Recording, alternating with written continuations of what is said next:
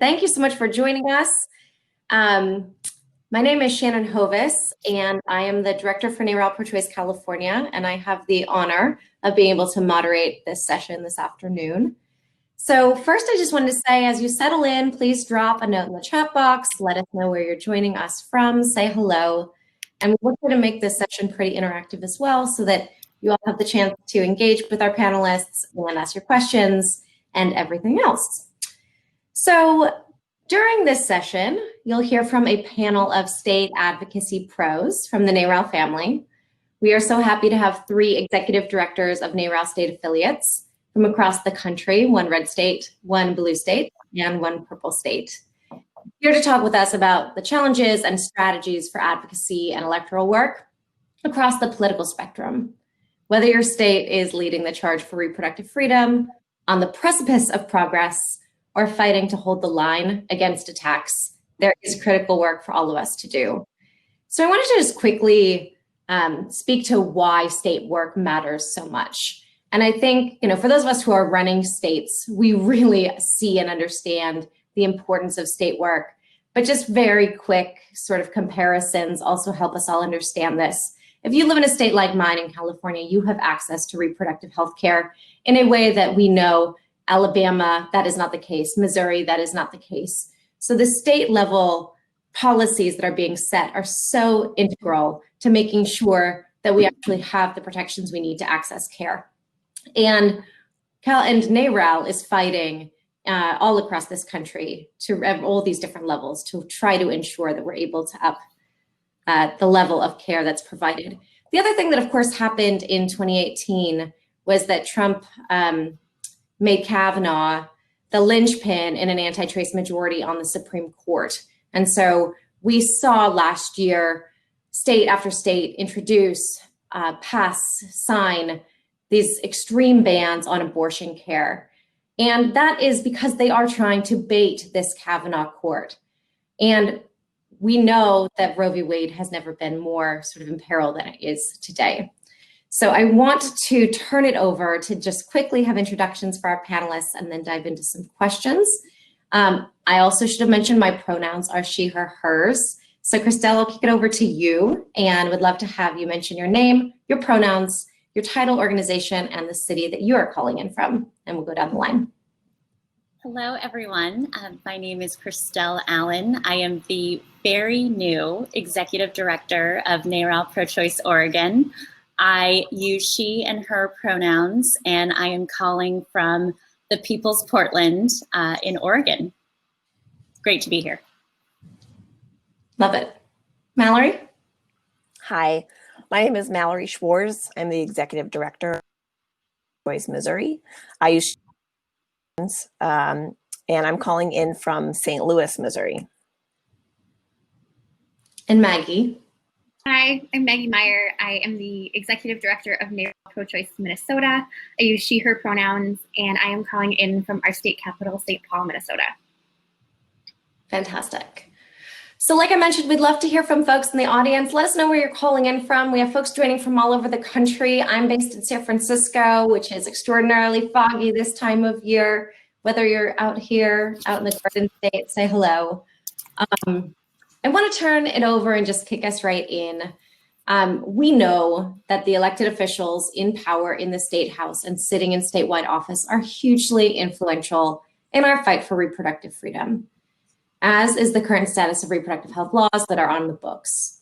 Whether it's the unprecedented wave of abortion bans that I just mentioned and that we've seen last year, or the efforts to weaponize the COVID-19 pandemic to ban abortion, we've seen advances to lock in the protections of Roe in state law as well and expand access. The last 2 years really have been everything. They have shown that the fight in states are critical. And I'd love to start by getting a better understanding from all of you on our panel, what the politics are in your state and how have those shaped and how do they continue to shape reproductive freedom in your state? So let's kick it off with Christelle. A blue state of Oregon, though she might argue it's still a bit purple, we'll see. Would love to hear your take on what's going on in your state. Thanks so much, Shannon. I grew up in the state. I grew up in the state capital, and so I remember when we were a state that was very much about 50-50, looking at Republican and Democrat split chambers often in the state legislature. And it has only been really in the last 10 years, and I have been really honored to be a part of this state really looking at our role, what we call with California and Washington State, the West Coast Wall, of protecting, defending, and expanding access to reproductive care. And that is through a lot of hard work, and we recognize that that is a huge privilege. When we have seen states see laws that are really in all effect bans to abortion, depending on who you are and how you're insured, or your immigration status, or your gender identity.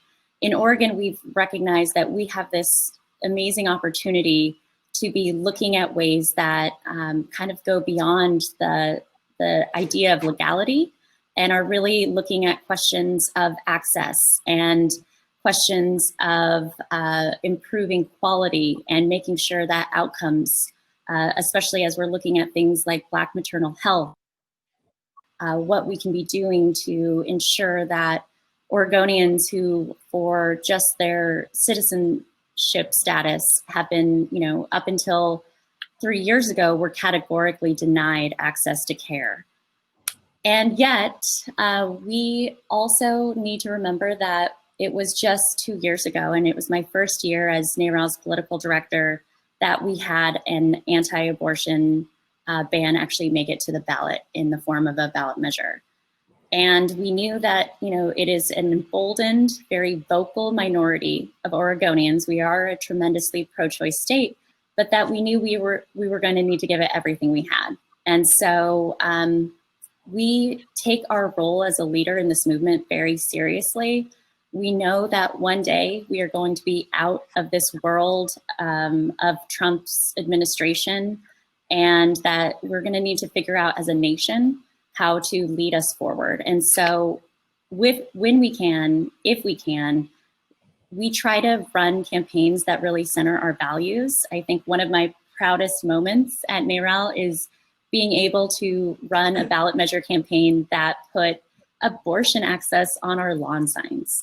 And I know that's not the case and cannot be maybe the most strategic way to run campaigns in other places, but it is something where we can start to, I think, impact the culture and start to change the narrative shift. And we take that work really seriously.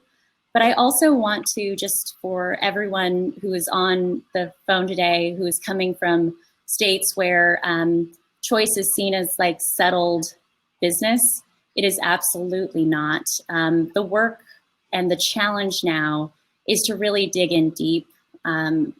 We have seen, due to this administration, one thing that we were most proud of is that our state made a decision with our budget, which we see as a moral document, to provide funding for people who would otherwise qualify for Medicaid except for their citizenship status.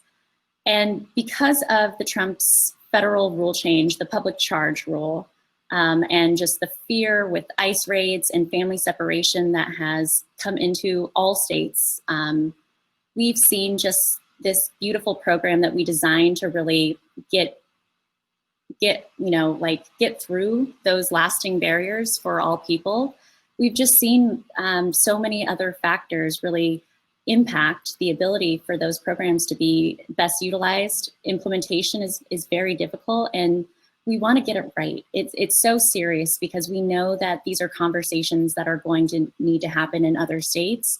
And so we really want to be looking at how we can lead as a state in really thinking through and thinking beyond all of those things that may not just be the legal ability to receive an abortion should you need it, but are really thinking past the cultural barriers, the cultural stereotypes, the stigma and shame, and the other intersectional issues that can really impact someone's reproductive freedom. So that is the fight in Oregon, and we've really only just begun, and there's so much work ahead. So it's a pleasure to be here, and I'm so excited to hear from our other panelists. Great, I love it. Yeah, we'll return, I think, to the intersectional side of this work. I think so much of what we do is in these coalitions that are quite intersectional and more progressive coalitions that are seeking to recognize that we are all together in these civil and human rights battles in reality. I want to note, I mean, I appreciate so much the comment about the legal framework as compared to what it truly means to have access, because we know that across this country, abortion is still legal in all 50 states. And yet there are many states where access is all but out of reach, right? The legal right is meaningless because people cannot actually access care. And even in a state like California, sometimes people have to travel up to 180 miles to access abortion care. That is an incredibly long journey. We do have a huge state, but that's an incredibly long journey. And even in a state like California, you talked about maternal health care and the importance about addressing disparities in maternal health outcomes. And women in California, Black women, are still dying at 3 to 4 times the rate of everybody else. So clearly there is a ton of work to do, even in these blue states, where we may have the right legal protections on the books, but they don't actually mean we are moving the needle enough as it relates to equity and outcomes. So I want to shout out, we have people that are joining us from all across the country. I wanted to shout out folks joining us from Colorado, from Massachusetts, South Carolina, California. Thank you all so much for putting in the chat where you're calling in from. Kentucky, I love it. If you are just joining us, we are talking about the 50-state fight for reproductive freedom, and I am honored to be joined by the executive directors of our Oregon, Minnesota, and Missouri chapters. So I'm going to turn it over to Maggie, and would love to have you speak to your experience in your state. What is the political environment? What is the environment for reproductive freedom there right now? Yeah. So in Minnesota, we like to think that we're quite exceptional. There is like a cultural approach to Minnesota that is like, we are different. We are a different part of the upper Midwest. We like to call ourselves the North. We don't have a Democratic Party. We have a DFL party, which is Democratic Farmer Labor, and really leans on a history of socialist leaders in the Twin Cities and on the Iron Range. And we like to remind people that Paul Wellstone's from here, and we still talk a lot about Paul Wellstone, if folks know who he is. He's a celebrity here, and that we are the only state in the union that voted for Walter Mondale over Ronald Reagan. And so in Minnesota, yes, because he's from here. So we have this kind of perception here that we are this really progressive state. And what that sometimes means is we don't actually talk about how we could be more progressive and lean pretty heavily on that history of progressive policy. Some people call our culture Minnesota nice. Some people call it Minnesota passive aggressive. And I would say that one of the kind of unique pieces of working on abortion in Minnesota is that we really don't like difficult conversations as a people. I think it's really interesting. I didn't grow up here. I grew up in Washington, but I've been here about 13 years. And so there is this perception that abortion is still really, really controversial and really divisive, even though recent polling shows that 72% of Minnesotans agree that people should have access to abortion. So that's kind of the layer of our culture here. And then just kind of when we look at the legal structure, I think of 3 different pieces of the legality of abortion: protections, restrictions, and then I call them distractions, because as a state that doesn't like dealing with difficult conversations, we really like these kind of passive aggressive, well, you know, there's the other ways to deal with unwanted pregnancies. And so Roe is not protected in state statute in Minnesota, but we did have a state Supreme Court case in 1995 that affirms not only the right to have the abortion procedure, but the right to go through the act of deciding to have an abortion procedure, which is a unique piece of Minnesota law. And so that is protected within our state constitution via that Supreme Court case. And essentially the case requires, and the decision talks about state and state-funded Minnesota Care, which is an additional publicly funded program beyond Medicare for Minnesotans, not to favor one pregnancy outcome over another.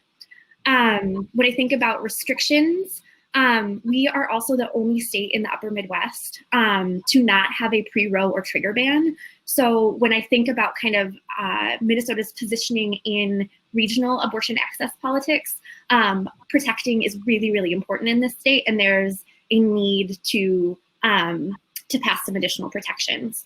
We do have a number of restrictions, things like state-mandated script for counseling, 24-hour waiting period, a physician's only requirement.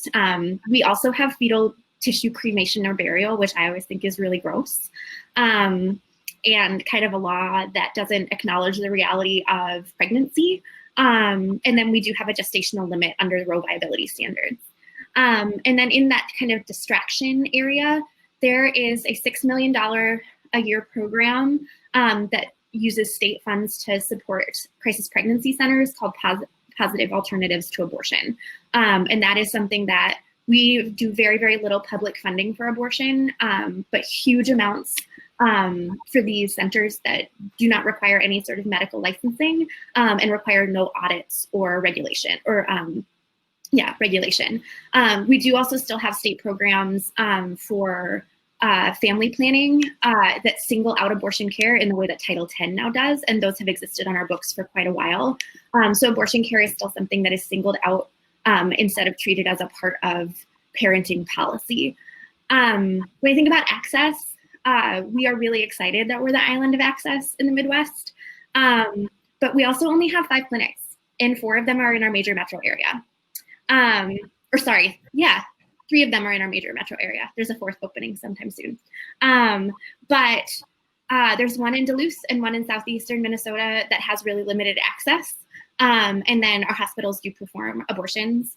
So access is really difficult. People have to travel huge amounts of time or cross state lines to go into North Dakota if they're in the western part of our state. And then when I think about who controls the state house and where we have opportunities there, we have DFLers who are pro-choice in the governor's mansion, as our AG in all of our constitutional offices. We do have the first pro-choice, pro-abortion majority in our state house in our state's history, which is pretty exciting, and they were elected in 2018. But we have a Republican anti-choice and anti-abortion majority in our Senate. We charmingly call it the place where abortion bills go to die in Minnesota. And it's not a huge margin. We need to win 5 seats to flip that and get the first pro-abortion majority in our state Senate and state history. So for those who are not familiar with the terms pre-Roe ban and trigger ban, will you just give us a little bit of a headline as to what those are? You said that Minnesota is one of the states in the Midwest that does not have those things. Can you just make sure our audience knows what those are? Yes, absolutely. So Roe was passed in 1973. I think, right? Yes, I got that right. And there are some states that have a law on their books that say abortion is illegal that was nullified by the passage or by the decision in Roe versus Wade. Some states have a law that was passed since 1973 that says if Roe were ever to be overturned at the U.S. Supreme Court, abortion would be illegal in our state. So if Roe were ever to be overturned, Minnesota would be the last remaining state in the upper Midwest to have access to abortion. Mm-hmm. Thank you.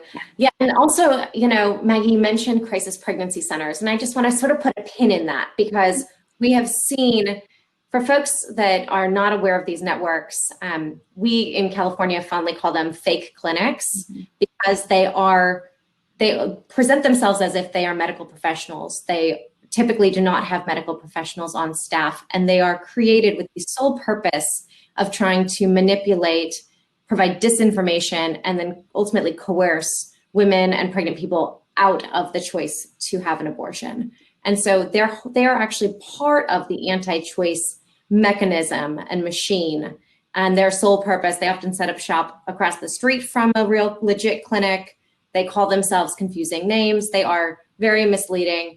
And the Trump administration has been trying to funnel funding to them as well, successfully in some instances, successfully here in California, actually. So Mallory, let's turn to you. What's going on in Missouri? How's the red state life? And how are you fighting for reproductive freedom there? Thank you, Shannon. I really appreciate what my colleagues said and totally agree regarding intersectionality. The first thing to know about how we look at the state of reproductive freedom in Missouri is that we are looking at we are working through a broader justice framework. I like to say abortion and. So abortion and the full scope of issues that impact your ability to decide if, when, how, and with whom to start or grow your family and to raise your family in dignity.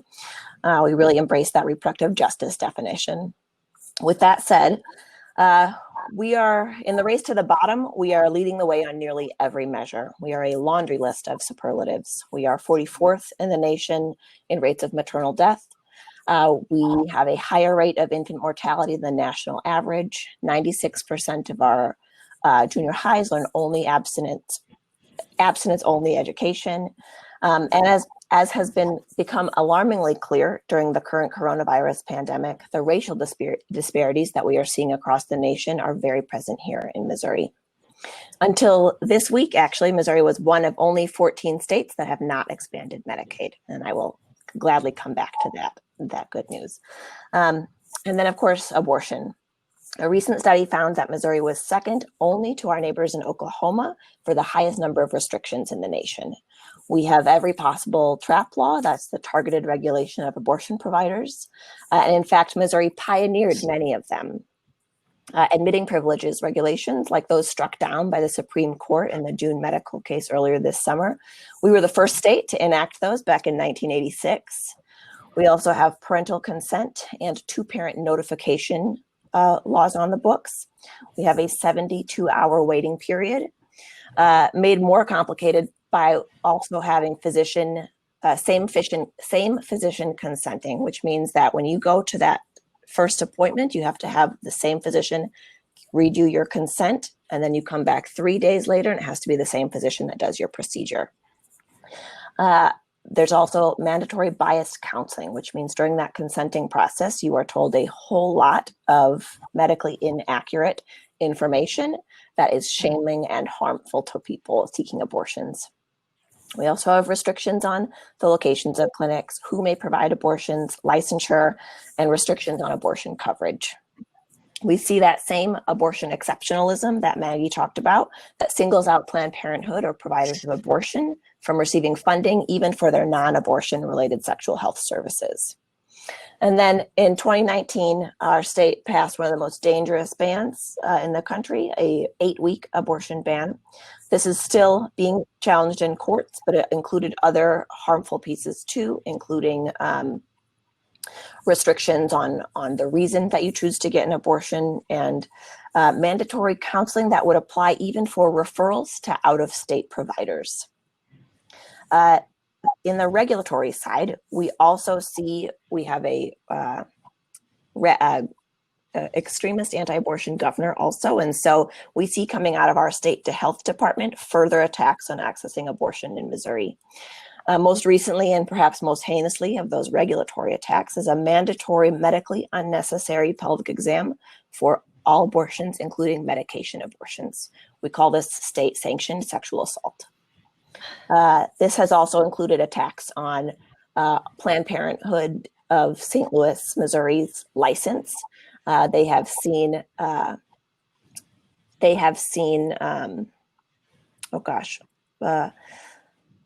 license evaluations at a much more increased rate than any other medical provider in the state, all with the point, of course, of closing them and further keeping abortion out of reach for Missourians. This all leads us with that just one clinic in the state that provides abortions, and most Missourians are pushed out of state to our 2 close clinic partners just over the border in Illinois, which is our mid-Missouri, what's the word Maggie used?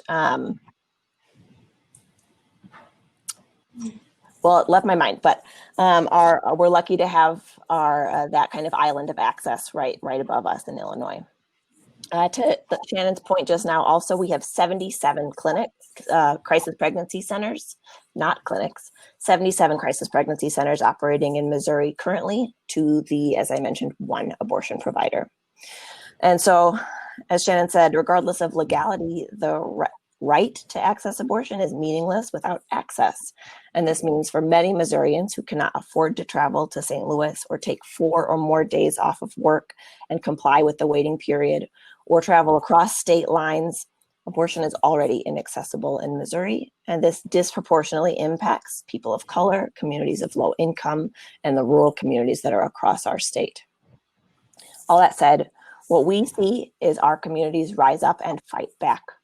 In addition to our Republican governor, we have a Republican supermajority in both chambers, which means it's a veto-proof majority in the House, State House, and Senate.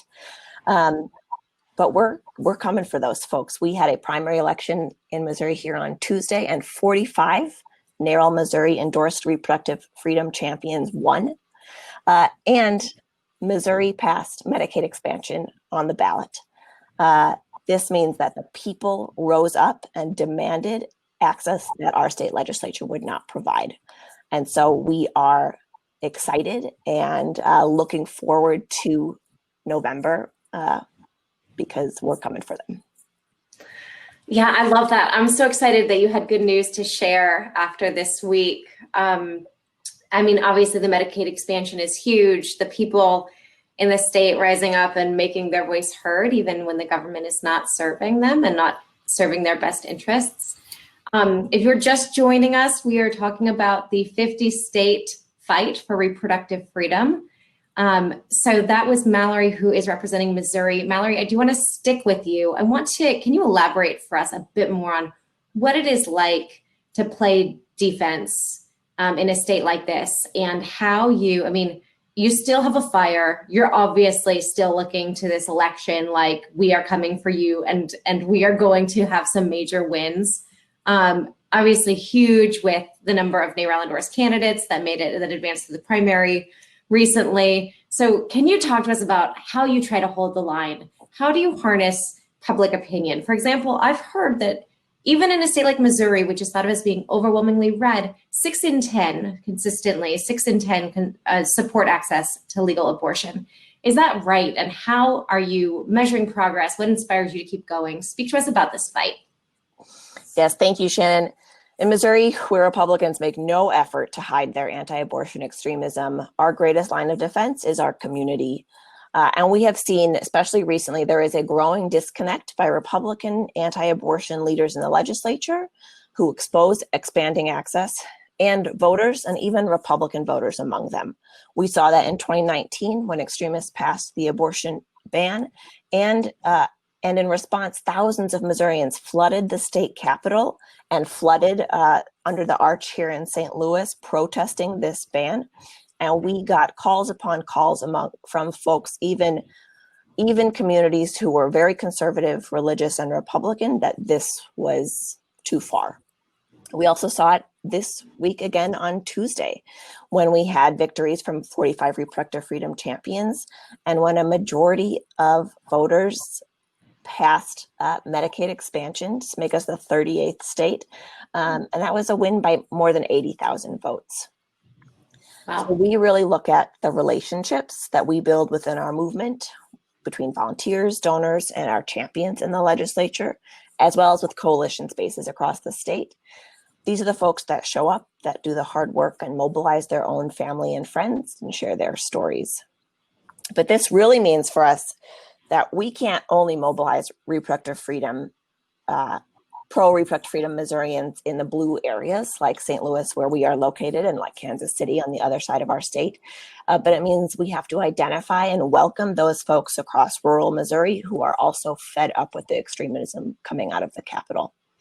In this past year, NARAL Missouri traveled to 23 spots around the state, engaging hundreds of Missourians, many of whom had never heard of us or engaged with us before, and many who felt alone as progressives in their town until they came together to talk about their shared experiences and their frustrations accessing reproductive health care.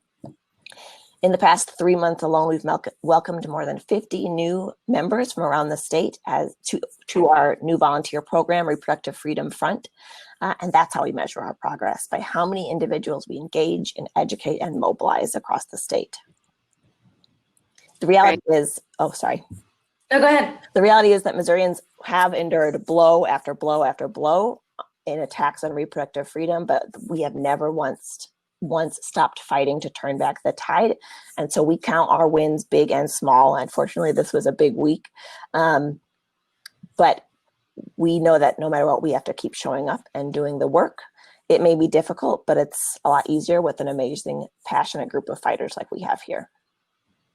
Yeah, absolutely. Listening to you is certainly really inspiring. I mean, I'll say even in a blue state like California, it is hard. It's still hard to get things done.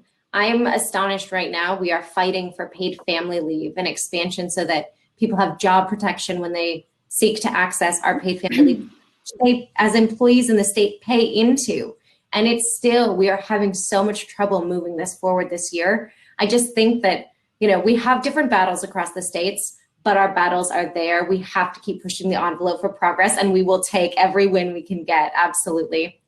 So I want to just mention again, we are going to be taking questions from all of you, our wonderful member activists. So please do put your questions into the chat. And I'm going to turn it over to Maggie. So Maggie, let's go back to the Midwest, North State Midwest, as you I think referred to it. You're working to balance the split legislature during legislative session while pushing to put reproductive freedom champions into leadership in the state Senate this election. What strategies are you using right now? And what opportunities do you see for grassroots activists to make the difference? Yeah, so Minnesota is unique. Our NARAL is unique because we have had historically a field canvas as a part of our programming since 2001. So that is folks who are out on the doors full-time, year-round, even on those days where it's 20 below, knocking on doors and asking folks for their support and then for their financial support. We have not had that up and running over the last year. So I've been here about a year. It ended just before I started. We had been hoping to get that started in 2020. In a global pandemic is not super responsible. So we decided not to restart that in Minnesota. But we do have like a really unique opportunity having run that programming for so long. So I would say this idea of the suburban mom is our bread and butter because our membership has been developed through a fundraising field canvas. These are folks who we go door to door. We do what's called a blind canvas. So if folks are familiar with volunteering and door knocking, usually you're given a list of the doors you're supposed to go to who we think will agree with you. Our canvas doesn't do that. They knock on every door in the neighborhood and they engage with everybody, unless there's like an anti-abortion sign. That's kind of, we say like, nah, you probably don't have to go to that one.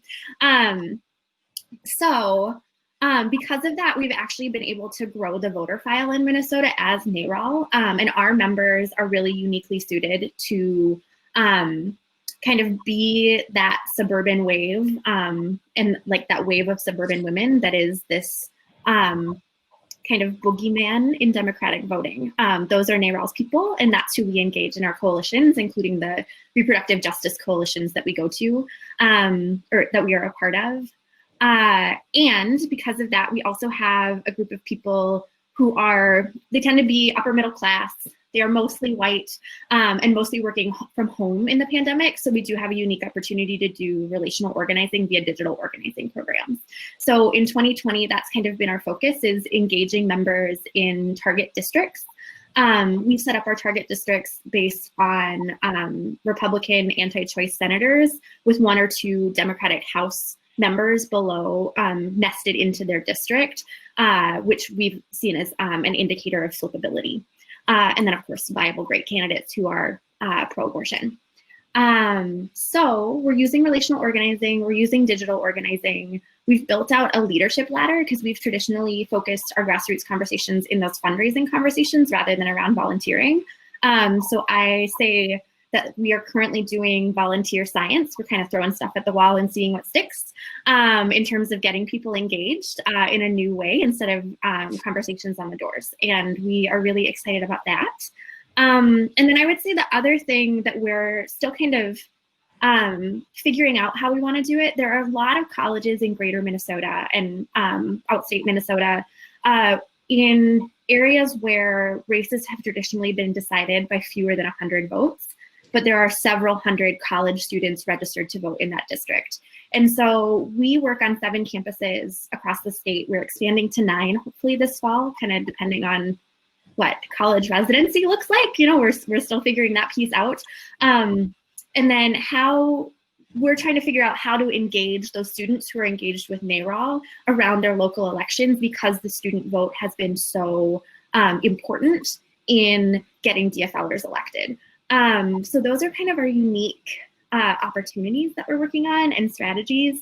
I would say our biggest challenge right now is this perception issue that I talked about a little bit earlier.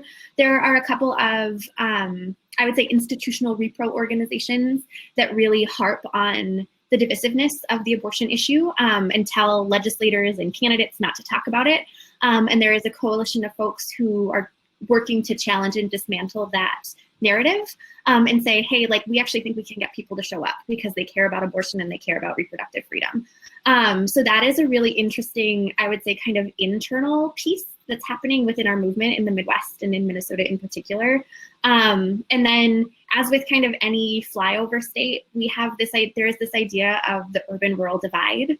And Mallory talked about it a lot. And I love that you went out and engaged folks in rural towns who felt like they were alone. And I think figuring out how to organize in greater Minnesota is something that NARAL and other organizations are trying to figure out how to do, because we know there are progressives in greater Minnesota, and to just say like we're afraid of the urban-rural divide is not actually a good way to win elections. So yeah, so I would say that's kind of where we're at and the strategies that we're using and our unique challenges. Great. So before we turn it over to questions from the audience, Christelle, I want to bring it back to the West Coast. I know from my own experience in California, the unique challenges and opportunities that there are in a state that is known for its leadership and known for its trailblazing on reproductive freedom. It's not all good. It can be challenging. I'm eager to hear from you. What are some of the strategies you're using? What does advocacy look like in your state? And what does your activist network look like as well? Thank you for those questions. And it gives me a chance to talk about defending our legacy as a torchbearer for this movement in a time that is incredibly challenging. So in 2017, with an incredibly diverse coalition, we passed the Reproductive Equity Act of 2017. We were able to do that because of years of building not just like a Democratic majority, but a very pro-choice majority in both chambers, and with our Governor Kate Brown leading the way. It's a very new program. Some of the work that we did to, be as inclusive, Oregon for more than a decade now has been able to provide public funding for abortion. And so people on Medicaid can receive care. We then push those same standards into our private health insurance market. There's still a lot of plans that we as a state don't have regulatory authority over. And so we still have, I think, lots of opportunities to continue to tackle that work as we grow on. One thing that, I just want to mention a couple things. In Oregon, we are also a tremendously, at least when it comes to public perceptions, I think there's been too much Portlandia, but we're seen as a very white, very almost too progressive at heart state. And I think we need to challenge those perceptions. One thing that we did on our fight to defeat the ballot measure 106, which was a backdoor ban on abortion, which would have prohibited any public funding for abortion, we looked and invested in what pollsters call oversampling. And that was a hard decision to make when we had to run a defense campaign in about 4 months when we found out the measure was qualifying, and then when we ultimately would need to get voters to reject the ballot measure in November. And that early investment paid off in huge dividends. And what I would love to say is a great opportunity and challenge for us to continue to work on is making those investments in as many communities as possible. What we found through that research is that the messages were slightly different that resonated with Latinx voters in Oregon as opposed to the full electorate. And because we made those investments and we were able to bring in community partners that represent farm workers, Dolores Huerta, who's been an incredible labor leader. She did a radio ad in Spanish for us. And we were able to really center messages that resonated with communities. And the end result was that the top performing demographic of any group of voters was actually Latinas. And that was something that I think a lot of people in this work on this issue found very surprising, and something that we knew at our organization we needed to continue to listen and decide, like, what does it look like to diversify in a diversifying state, our movement. And so one thing I've been really proud to invest in is a pilot to do deep canvassing within Latinx communities to listen and ask open-ended conversations, because I think when you pass such a historic bill like we did just a few years ago, I think everyone's like, well, what's the next thing? What are we gonna do? And I think it's really important that you build coalition and that we really take a pause. And before we actually have those relationships and that trust built within communities, we need to just be listening and be building and be in places and spaces where I think our movement hasn't been before. And that's, I think, the really exciting thing about the challenge ahead. And it's not going to be easy. I think we need to invite hard conversations, and we need to be doing the justice work that our organization it has in front of us. And I think there's so much hope there. And it's the work that gets me up every morning and is so exciting to just be thinking about in a state that has, I think we're the only state left that has 0 restrictions left on abortion, to not rest on our laurels, to really see that as the foundation, but never the ceiling, because until everyone has equal access, and our rights aren't rights if some people can't afford it. Our rights aren't right if you have to drive 300 miles to get the care you need. And until abortion is just seen as healthcare and exactly what it should be seen as, we have a lot of work to do. So that's the quick update from Oregon. And I would also say I'm a month into my job, so I'm still learning and figuring a lot of things out. You're a month in, but like not. Crystal, you've been with Oregon for how long now? I'm a little over 2.5 years. And this is an issue that I came into after the Me Too movement. And I think some of the work when it comes to blue states that has been most impactful to me was seeing all of our chapters respond in the fight leading up to Kavanaugh. And some of our best volunteers to this day were calling into states like Alaska and Nevada and moving people to, even though that was a fight we lost, it was a fight that I'm most proud of. And that's what NARAL can be, I think, across the country, is that state that fights the battles that are worth fighting, and just keep moving and holding our own movement accountable. So what are the things, thanks for all of that, Christelle, and I'm actually going to come back to any of you on this question. One of the questions we got is related to, and I heard this too, our targets being suburban women and how we're organizing communities of color. And I think it's interesting because there's an association between the word suburban and white, but we actually know that suburban communities are much more diverse than that there is a great amount of racial diversity in suburban communities too. So wondering if, Christelle, you just spoke a little bit to some of the work you've been doing with mobilizing the Latinx community. I'd love to hear from whomever would love to step up on the panel just to talk about what it looks like actually to tap into the suburban target and other things like that, and how that is a more diverse coalition at times. Anyone? I can take a stab at it because I saw Nadine ask this question in particular. And I feel, so I've been with NARAL Pro-Choice Minnesota just about a year. This week was my 1-year anniversary.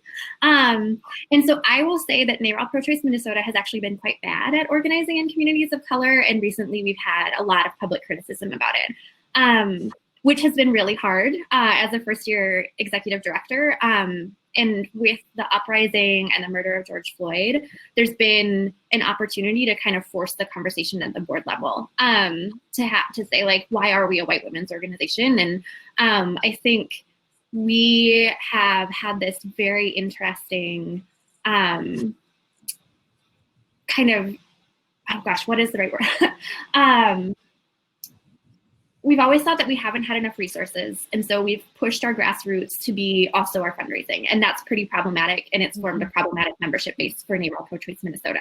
And so what we have been doing to address that since I've started is we've added ourselves to some reproductive justice focused coalitions so that we can be in deep relationship with reproductive justice organizations and figure out how to build relationships that are more authentic than just kind of like dropping into into places. We've established an investment fund. So we actually invest money into organizations that are doing the organizing. We do administrative support. During the uprising, we actually ended up raising and distributing more than $30,000 in funds to organizations that were doing that. And so I would say we are not great at it.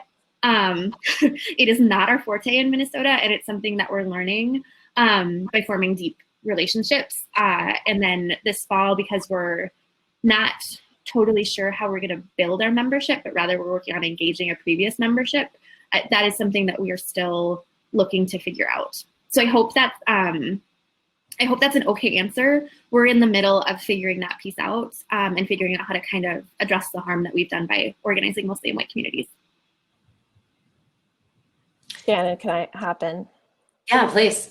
Maggie, I super appreciate that answer. And this is an interesting panel because you actually have 3 of the newest executive directors of the NARAL state affiliate group. I'm also just in over a year this summer. And so it's been so wonderful to rely on each other. And I think that the NARAL affiliates are facing those concerns and issues and the kind of institutional problems that our affiliates have had for years all at once. Obviously, St. Louis is the location of the murder of Mike Brown. And so we have seen similar issues where we know that we are the best messenger for the suburban white college educated woman, and that is just not good enough. And we need to be doing more to be in these communities. And I really appreciate what you said, Maggie, about not just dropping in, but being there and building relationship. And so I think that in Missouri, NARAL Missouri is kind of in the similar stage of trying to do that work. And coalitions are, I think, the centerpiece for doing that. We have some incredible organizations, some that grow out of the Ferguson movement here, that are the ones on the doors in the communities of color, in Black communities here in St. Louis. And we are looking at how can we partner and how can we support. And I think that is really hard work to do and really important. And I think we've had some similar reckonings among our membership and our board. And how do we prioritize and center reproductive justice and recognize that we have to center and uplift those folks who are the most disproportionately impacted by the bans on abortion in our state. And so I really appreciate that answer. And I think that we all have work to do there, and that I am excited that we're all trying to do it. Yeah, so it's funny, I've actually been the director in California also for just over a year. And I do think that so much of the work that we are doing is impactful because of the coalitions that we work in. So in California, we have no paucity of really advanced racial justice groups, environmental justice groups, economic justice groups. I mean, LGBTQ rights groups. Like, California is full of organizations who are doing this incredible work. And we do work in these really cohesive coalitions so that we are supporting racial justice bills that are going through the legislature and all kinds of things hand in hand with those folks, and holding legislators to account on our partner issues. I'll say from the California perspective, and I'm a bisexual woman, we fundamentally are constantly doing things with the LGBTQ community. And that in large part is because any attacks on reproductive freedom are really shared attacks for the LGBTQ community. And so that's also a space that I think we have a lot of opportunity to do really intersectional work as well. So I want to turn us to a question we got, which is related to what is the most important thing that we can do if we are sheltering in place and doing everything virtually. So we've mentioned it. We obviously are not going to have door knocking the way that we have historically, where we are just having voter contact after voter contact and really trying to make sure that we hustle people to the polls. So how are we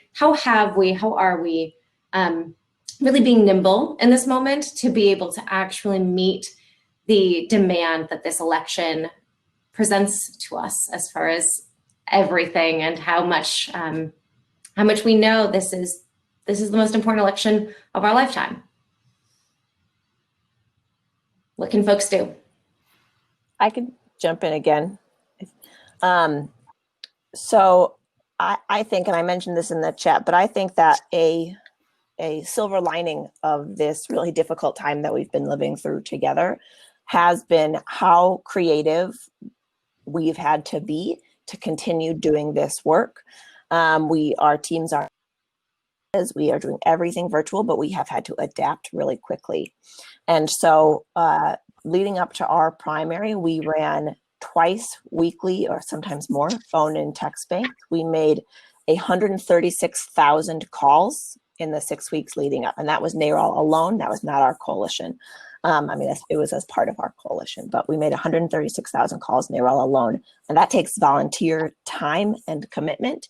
And it also takes learning and adapting to new technologies that cost money. And so I think the two things that I would say are sign up and volunteer with us, because you can be in Florida or California and you can make a call for Missouri candidates. You could be in Missouri and you could make a call on a Minnesota election. And we need that kind of nationwide coming together, recognizing how important each of these battles are. A state house election in Oklahoma is as important as, getting Susan Collins out of the Senate for Maine. And so you can do it all from your kitchen or home office or kids' room or whatever. And then I think that the next piece is funding is so critical at this time, because it costs money to set up an auto dialer so that you can make more calls more quickly. It costs money to do the kind of intersectional community investment that Maggie was talking about. And so when you are thinking about what you can do, please think about our state organizations that are separate, unique organizations from NARAL Pro-Choice America. And if you can, support both, because we need the help in state, and we rely on it. We are membership organizations and we rely on our members to support us. Yeah. So I want to quickly, I see one question in the chat that I want us to quickly address before we turn to everybody talking to what folks can do to get involved, help us out, make sure we win big this election, etc. One question was about trans inclusivity and how we make sure that we as a movement are really leaning into making sure that the language we use is inclusive, making sure that our movement is a safe space for people who are non-binary, people who are transgender. I am curious what folks think. I mean, for us in California, we consistently say women and pregnant people. We want to not erase women from the conversation as it relates to acknowledging so much of this is based in misogyny and those kinds of mechanisms of control, but also know, of course, that women are not the only people who can become pregnant or need reproductive health care. So I'm curious what other folks have, just a quick thought on that, if anybody wants to chime in. Christelle, I'm happy to share a little bit. I think the language is absolutely essential. Thank you, Shannon, for lifting that piece up. And it is something that we can continue to be better about. There is just a gender expansive group of individuals that require reproductive care, and that's something that we should always be talking about. And and looking for ways in which our own upraisings and our own identities can kind of shape and create blind spots for us. And so that's work that I think we need to be welcoming, and a place that is going out and bringing people in, and doing our best to be intentional about that work. Something that that is sort of a strange, uniquely West Coast issue is an issue of Catholic affiliated healthcare on the West Coast. Oregon and Washington, and I think California, are really up there on the number of hospitals that have a Catholic affiliation. And one thing that was fantastic, and I was just on another panel with our Senator Merkley, was the coalition that was developed with Planned Parenthood, with NARAL, but also with Cascade AIDS Project and with Basic Rights Oregon, to fight back against a health merger where we had so many people coming to us with stories about how they, as a trans person, had been discriminated against this entity. And so it was really through coalition, and by not just making this about the issue that everyone's mind jumped to, but using the opportunities in our platform to be doing education with our champions on actually just, I think, almost even a bigger issue of the way that trans folks were treated by this particular healthcare entity, and that those stories were actually so much more powerful in this particular fight. Something about reproductive services, and something that's a challenge for our movement, is that the services that we represent are often, there's a time limit. And if someone has been denied care, delayed care, often they will go into debt. They'll find a way, but they'll need to get that service. And then they sometimes are just like, thank goodness I got what I needed. And it is something where it's really hard to prove that people are being discriminated in that real-time effect. With the folks that we were reaching out to in the trans community, this was impacting their entire lives. Like these were years where they were unable to live their life with respect and to be seen and to be themselves. And so because of the ability for them to share that story where they were still actively fighting, we were able to illustrate that for champions like Senator Merkley and others who contacted the two entities that were thinking about this merger, and they decided to call it off. And so that's a way that I think we show up, is that we look for ways to make it beyond and bigger than our particular one issue. That was work we did with paid family medical leave, and looking at the definition of family and making sure that that definition really did meet the definitions that families today really use to define themselves. And so I think it's about language, and it's about showing up, and it's about just seeing the huge potential of coalition and true partnership and true relationship building.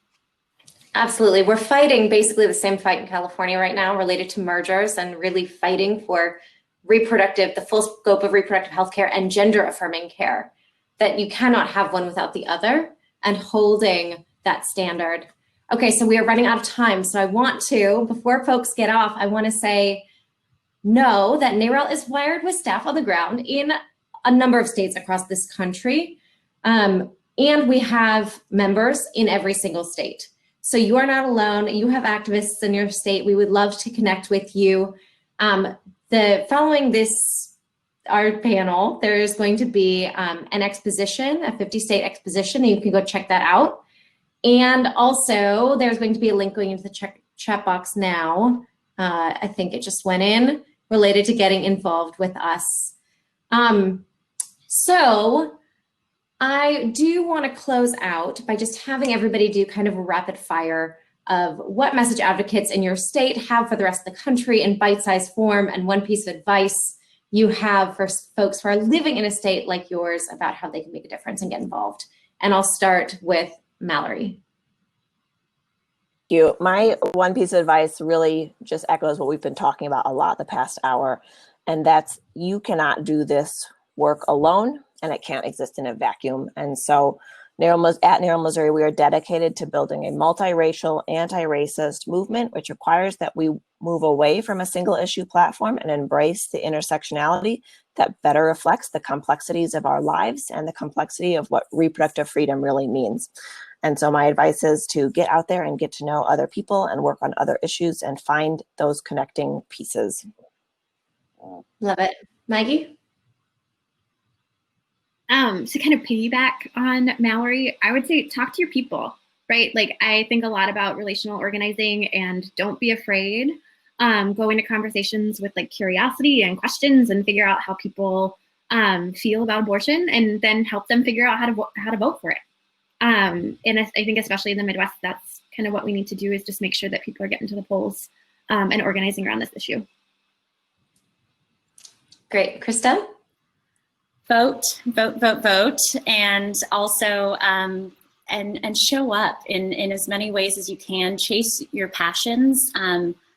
We understand that our work in a blue state like Oregon means that we need to show up where anyone is being denied the care that they deserve fundamentally. So beyond just the work that we do at all levels of government here in Oregon, I did want to just mention, like, we're also working on school boards and with city leaders and with county leaders because they all play a role.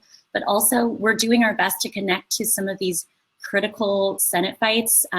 We want to make sure that we're taking our role as a policy leader seriously and also attending to some serious needs at home and really looking at our foundation and doing better every day to be a place that welcomes everyone into our movement. And so show up. You can be heard and you can be an incredible leader in both your community here, like at the micro local level, but across the country. There's so many fights and they need so many people. I love it. Yep, we are phone banking, we're text banking, we are sending folks postcards. We are making sure people know how to vote this election cycle because this election is going to be unlike any other. There are so many ways to get involved. I want to thank all of our panelists so much for all of your beautiful, inspirational work and for being here today. And I want to encourage everybody who attended. I mean, seriously, there are activists in your state. No matter where you live in this country, there are NARAL activists in your state. Please get in touch with us. We would love to have you and plug you into everything that we're doing locally and to really move the country forward this year. So thank you all again. And with that, we hope you'll go check out the 50 State Expo and have a wonderful Sunday. Bye now.